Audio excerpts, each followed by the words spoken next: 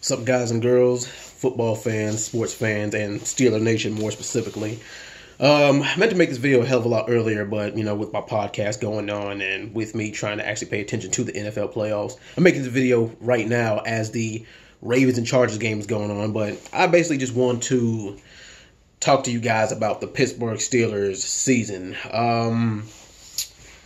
Now, ESPN sports analyst Max Kellerman, shout out to him, of course, he said that the Steelers were their season was pretty much over before it started. And if I had to describe the Steelers season in just a few short words, it would be a mess. It really was a mess. I mean, because you had the whole Le'Veon Bell drama, then we can't get it together on offense. Big Ben's not playing like himself. And then you got the whole Antonio Brown drama. I'm going to get to that later.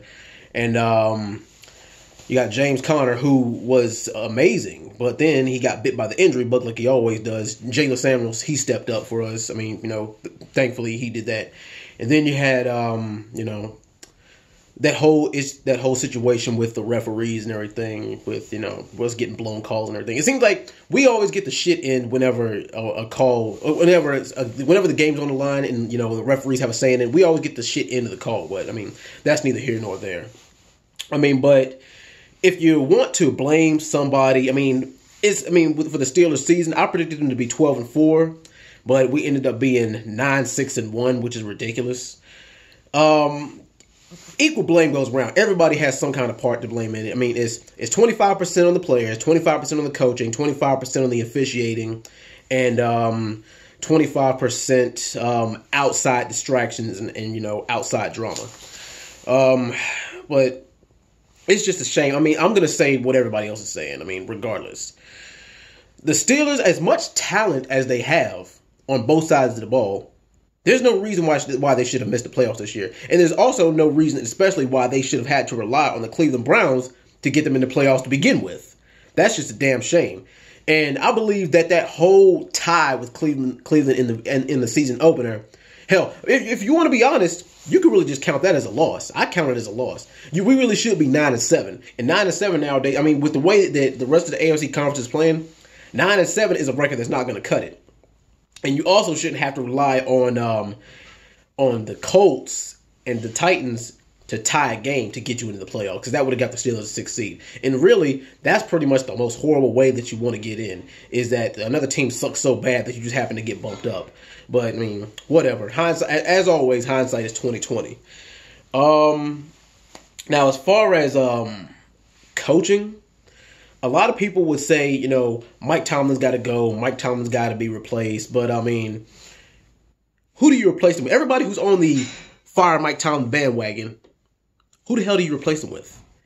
Like I said, well, Mike McCarthy, the former coach of the Packers, I mean, he's still looking for a job.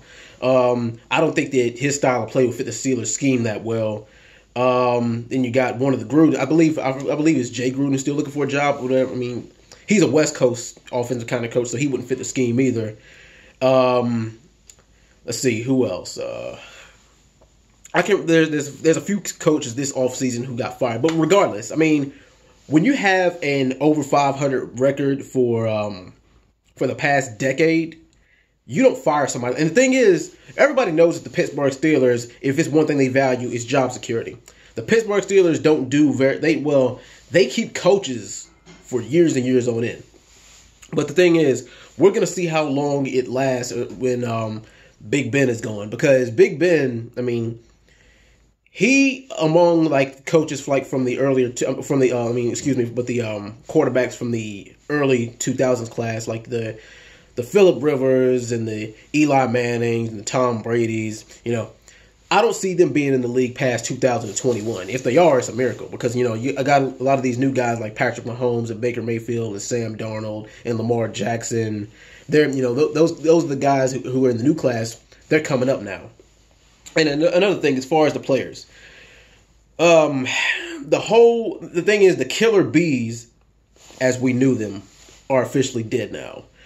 The first thing I want to say is a lot of people they were happy that we let Martavis Bryant go. But to me, that was the beginning of the end, letting him go. And the thing is, I didn't particularly like that choice, but I guess, half of it had to do with his behavior off the field. But the thing is, I didn't like that choice because he's actually probably my favorite Killer B because he was so underrated and so talented. He could actually be a number one wide receiver somewhere else if he would have just kept his nose clean. And the reason why is because he always stepped up in big moments, especially in that playoff game, that 2016 playoff game against the Bengals. When Antonio Brown was out with that leg injury in the Patriots game, he stepped up. When Bell was out with that leg injury that put him out for the rest of the season, that MCL injury, he stepped up. So he always stepped up in the prime moments whenever he became that number one guy when Bell and Brown were injured. And that's the one thing I liked about it, is he was so talented and he always stepped up when he was needed to. And he had a good connection with Big Ben, more so than Antonio Brown, as we can see now, because him and Antonio Brown are not getting along. And as far as Antonio Brown, I've been waiting to say this one. I'm gonna get to Le'Veon Bell in a second. But as far as Antonio Brown, by far, he's the number one wide receiver in the league. But the thing is, with him and his, outside antics on social media and him yelling it and getting into it with offensive coordinators, yelling at Mike Tomlin, yelling at Big Ben, kicking Gatorade, throwing Gatorade jugs and kicking footballs and all that other stuff, he needs to cut that out. And see, a coach like Bill Belichick, he would not let that slide for a second. And the second that Antonio Brown pulls something like that, he's going to be benched. He's going to be benched with the quickness. And coaches like that, they don't give a damn how talented you are. They're not going to tolerate that behavior. Now, as far as the whole Le'Veon Bell situation, pretty much beating the dead horse with this one. I feel like, but the thing is, I did some math, and from 2014 all the way up until now, pretty much, the Steelers have averaged an 11-5, 12-4 season, something like that. That's with Le'Veon Bell. But without him, this year alone, we finished 9-6-1, which is below Steelers standards. Like, the Steelers are pretty much the most regarded franchise in the league as of now. I mean, and only because we have 6 championship rings. So, of course, our standard is going to be high.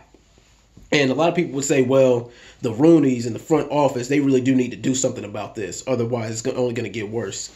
And here's the thing. A lot of people say, well, the Pittsburgh Steelers, they need to start over from scratch.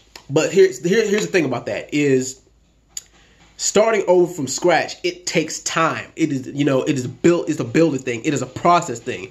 One, do y'all have any idea how much it costs to restart from scratch? Oh man, we need a new O-line. We need a new offensive coordinator. We need a new coach. We need a new quarterback. We need a new secondary. Okay, that's all fine and dandy. But the thing is, it's going to do more harm than good in the short run. Because a lot of the coaches are not going to be able to adjust that fast. A lot of, the players aren't going to be able to adjust either. And the thing is, one, it's going to cost, the Steelers is a $1 billion franchise. And for you to rebuild a franchise, it costs hundreds of millions of dollars. And you can't do that on such short notice and expect top-notch results.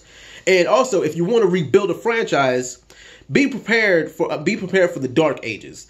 I mean, if y'all want to rebuild a franchise from start to finish, okay, that's fine. But just be prepared for the Steelers to suck for the next 5 to 10 years. Be prepared for records like 6-10 and 7-9 and 5-11, and even just that 8-8 record. And like I said, 8-8 is not going to be good enough to get us into the playoffs. Especially with the way all these other AFC conference teams are playing. Hell, you'll be lucky to make a 6 seed with an 8-8 record. But then again, I mean, I mentioned this before. There have been teams who have went 8-8, 9-7, have gotten that 5th and 6th seed and had all road games and won the Super Bowl. But the thing is, like, the game is changing. Like, mediocrity, I'm not going to say it's mediocre, but I mean, playing down to your competition in this day and age, it's just not going to cut it. But I mean, as far as also the outside tracking, just my last point.